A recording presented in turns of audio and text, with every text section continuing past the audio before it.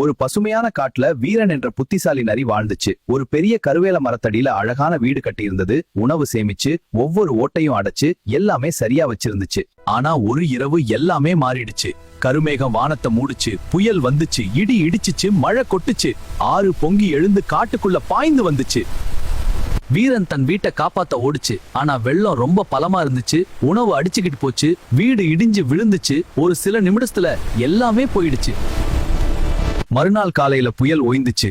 வீரன் தன் வீடு இருந்த இடத்துல நின்னது. வீடு இல்ல, உணவு இல்ல, எதுவுமே இல்ல.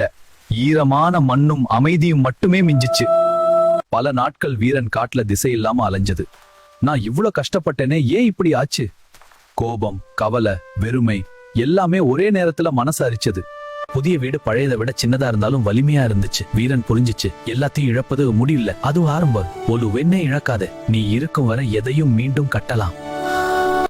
ஆனா நான் எல்லாத்தையும் இழந்துட்டேன். இல்ல, நீ பொருட்களை இழந்தாய், ஆனா உன்னையே இழக்கல. உன் அறிவு, திறமை, தைரியம் எல்லாம் இன்னும் இருக்கு. அடுத்த நாள் காலையில வீரன் ஒரு முடிவு எடுத்தது. மறுபடியும் கட்டுவேன். உயரமான இடத்தை தேடி கிளைகளை சேகரிச்சு மண்ணை தோண்டி புதிய வாழ்க்கையை ஆரம்பிச்சது. சில நாட்கள் ரொம்ப கஷ்டமா இருந்துச்சு. உடம்பு வலிச்சது, மனசு கனமா இருந்துச்சு. ஆனா ஒவ்வொரு சின்ன அடியும் முன்னாடி போச்சு. நாட்கள் வாரங்களானது. புதிய வீடு உருவாக ஆரம்பிச்சது.